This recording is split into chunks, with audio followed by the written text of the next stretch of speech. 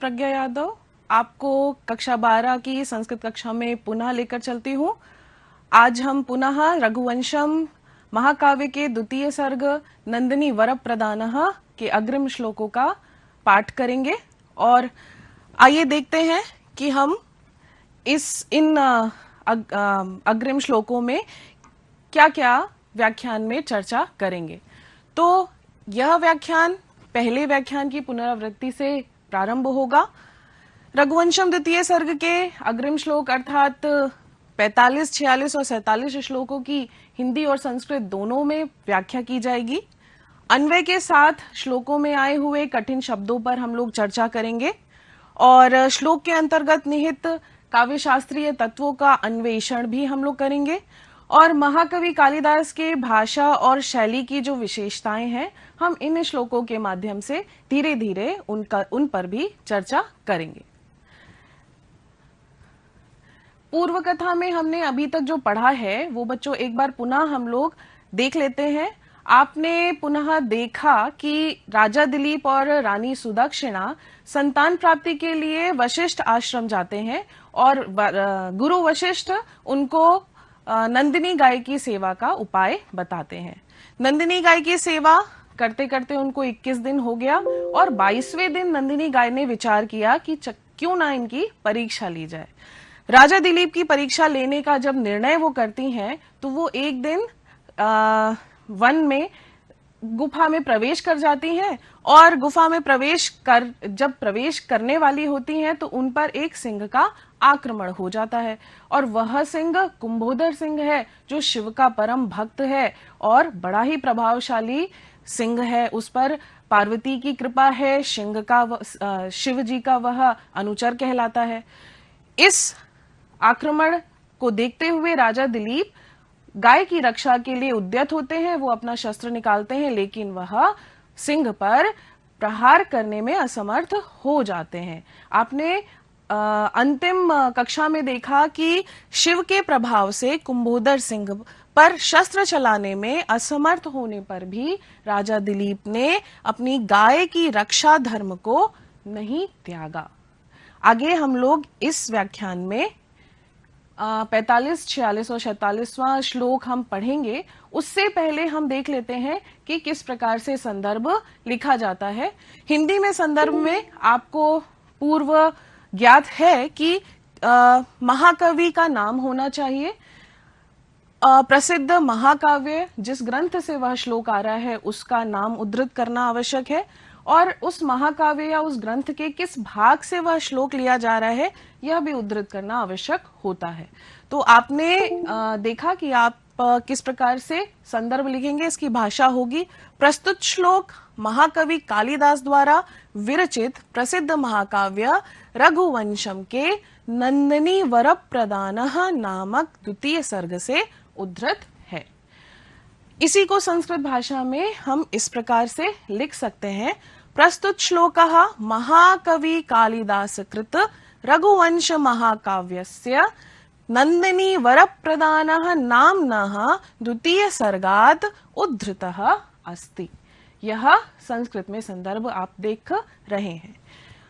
आगे हम 45वां श्लोक का वाचन करेंगे सस्वर और उसके बाद में उसकी व्याख्या की जाएगी। चलिए हम एक साथ वाचन करते हैं।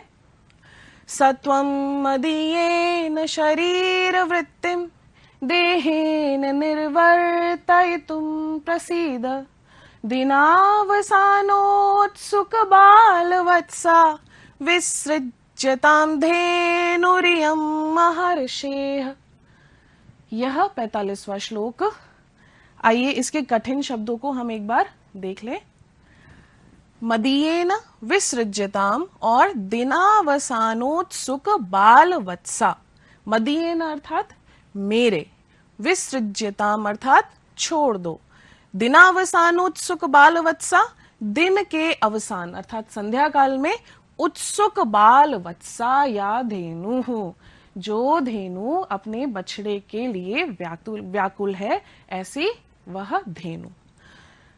पुनः हम श्लोक में यह कठिन शब्दों पर विचार करते हैं। मदीयेन अर्थात मेरे, आपने विसृज्यताम अर्थात इसको जाने दीजिए। प्रसीद अर्थात प्रसन्न हो जाइए।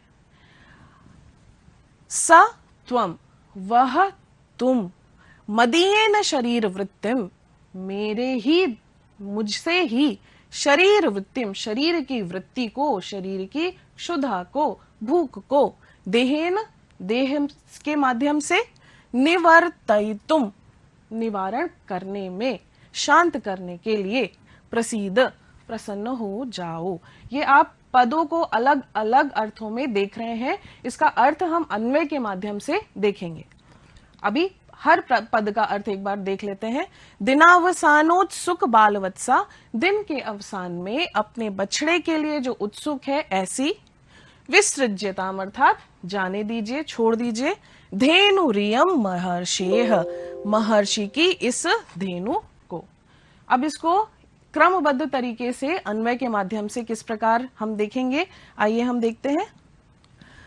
स त्वम, वह तुम, वह अर्थात शिव भक्त, मैं जानता हूं कि तुम शिव भक्त हो, ऐसे तुम, मदीयेन देहेन, मेरे ही देह से, शरीर वृत्तिम निवर्तयितुम, शरीर की वृत्ति को निवारण करके, अर्थात शरीर की जो भूख इत्यादि है उसको मिटा करके, प्रसीद, प्रसन्न हो जाओ।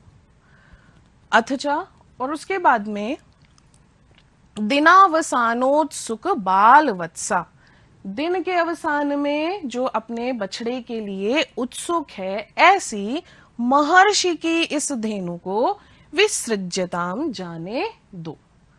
ठीक, इसका संस्कृत में जब हम व्याख्या करेंगे तो एक बार हम देखते हैं कि आसान शब्दों में किस प्रकार हम इसको संस्कृत में व्याख्या कर सकते हैं। राजा दिलीपः सिंहं प्रति वदति, अहम भवन्तं प्रार्थये, अहम भवन्तं प्रार्थना करोमि, यत मम शरीरेण, मम देहेन पारणा कुरु, मम देहेन भवतः शरीर वृत्तिम निवर्तितम कुरु। एषा धेनु संध्या काले अर्थात दिनावसाने स्ववत्स कृते व्याकुला अस्ति, अस्याह वत्सः प्रतीक्षते, अतः एनां मुञ्च मम शरीरं भुङ्क्त्वा प्रसन्नं भव।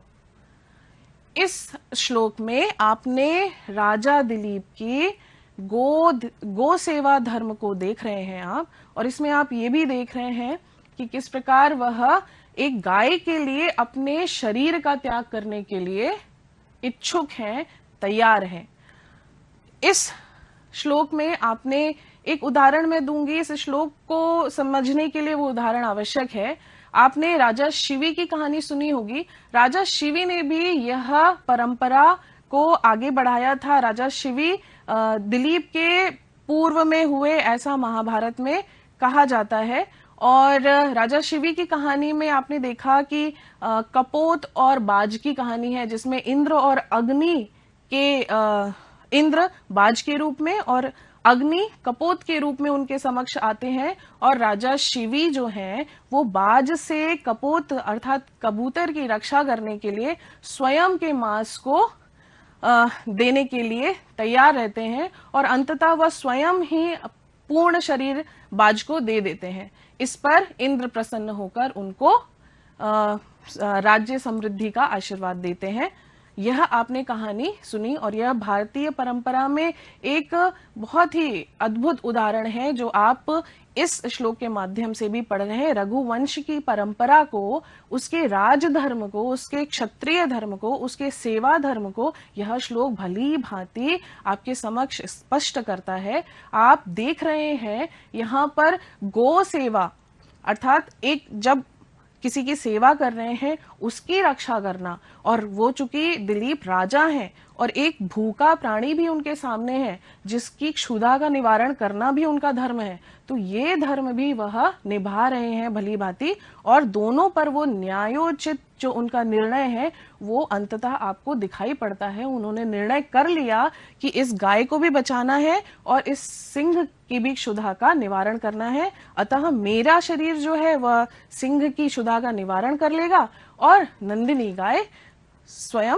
चली जाएंगी अपने बछड़े के पास में। तो ये बहुत ही सुंदर अनुपम उदाहरण है, इसको विशेष रूप से आपको पढ़ना चाहिए।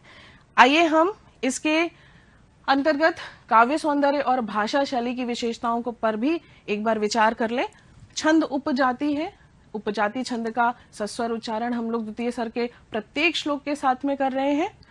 वीर रस है, वीरता का उदाहरण है ये, राजा स्वयं आलंबन है, उत्साह स्थायी धर्म है और उनका त्याग कर देना अपना पूरा शरीर, यह आपके सामने अनुभव दिखाई पड़ रहा है आपको। तो यह रस वीर यहाँ पर दृष्टिगोचर होता है। व्याकरणात्मक टिप्पणी में हम देख रहे हैं कि यहाँ पर ये दीर्घ संधि है, अ धन अ मिलकर दीर्घ आ हो गया है। तो यह दीर्घ संधि का उदाहरण है, यहां आपको दिखाई पड़ती है। यहां अ धन उ मिलकर ओ हो गया है, जो गुण संधि का उदाहरण आपको दिखाई पड़ता है। यहाँ पे बहुव्रीहि समास भी आप देख सकते हैं। एक जो समस्त पद है उसमें बहुव्रीहि समास के दर्शन होते हैं।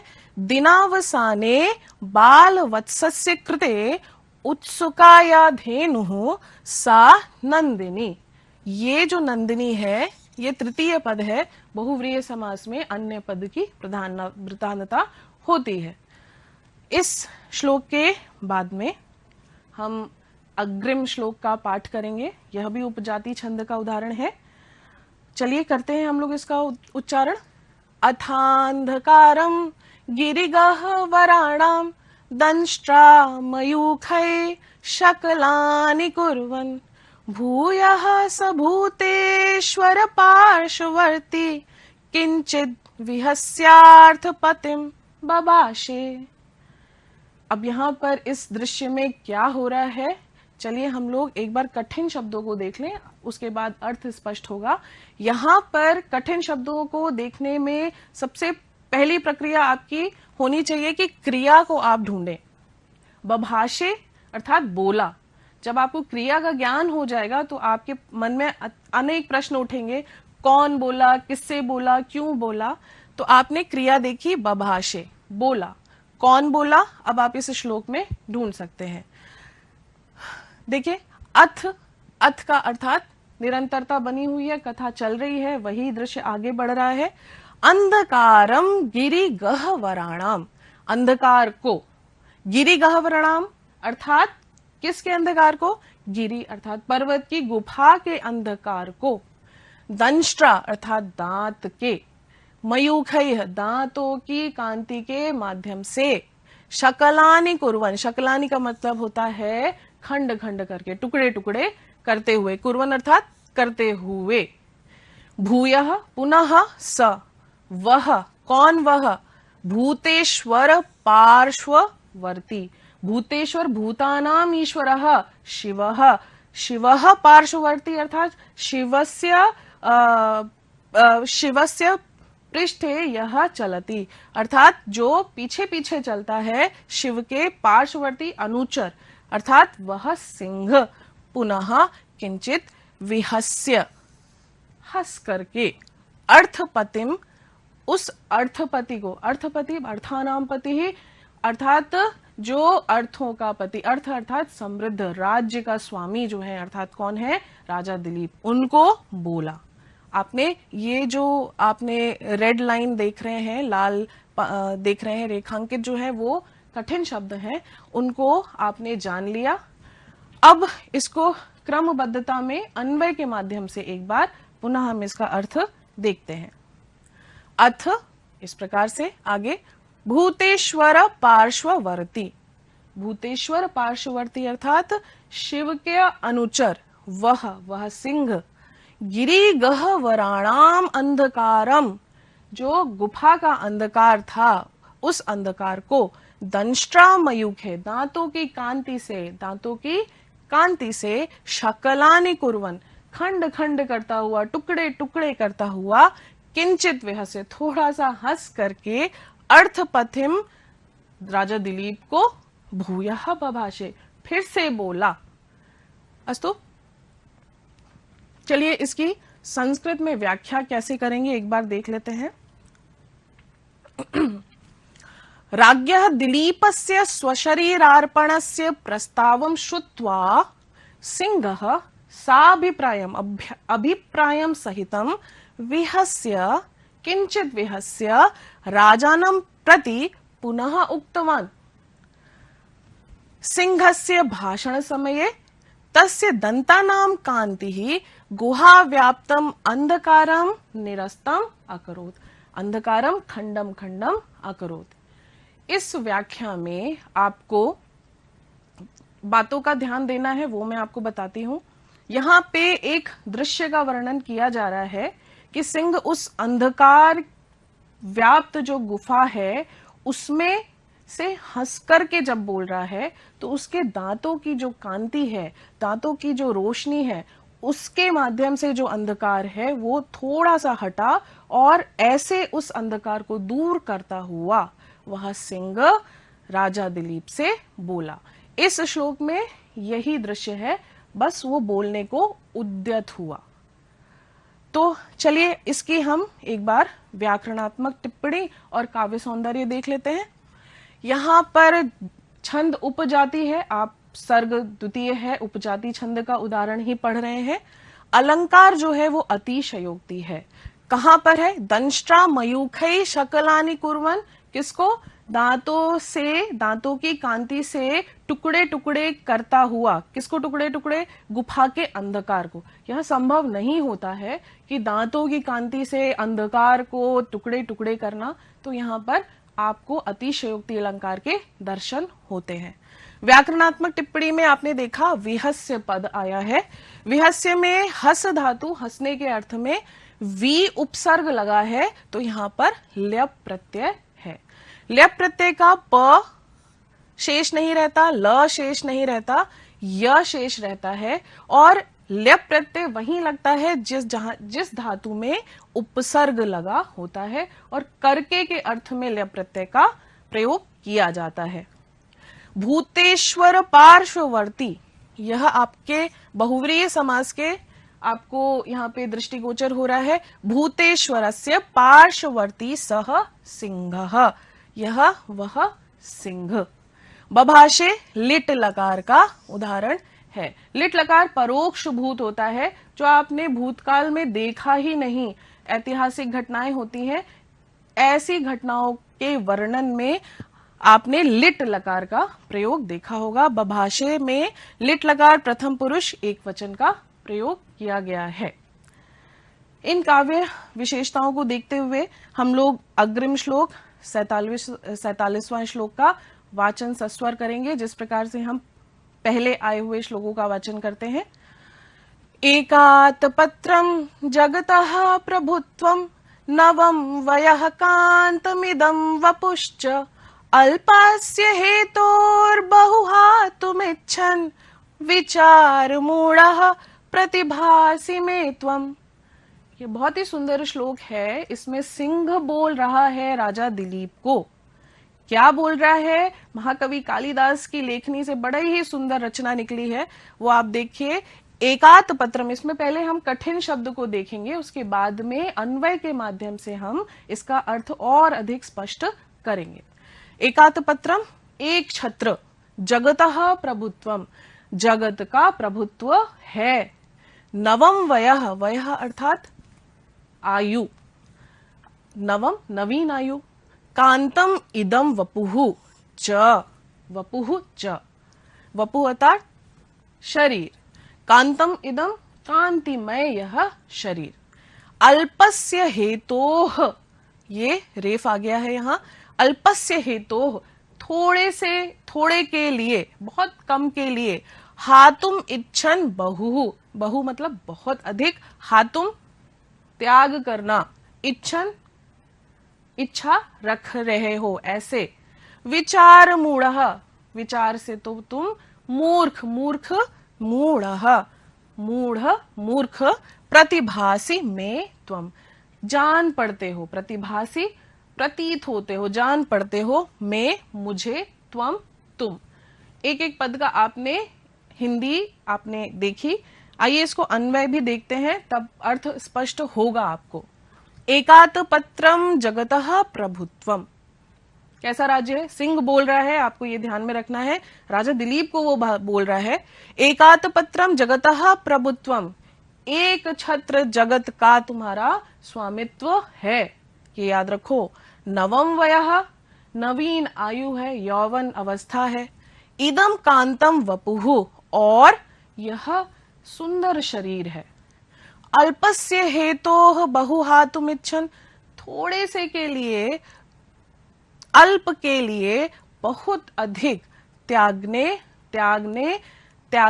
त्याग करने की इच्छा रखने वाले तुम, विचार मूढ़ः में, विचार से तो मूर्ख ही मुझे प्रतिभासी लग रहे हो।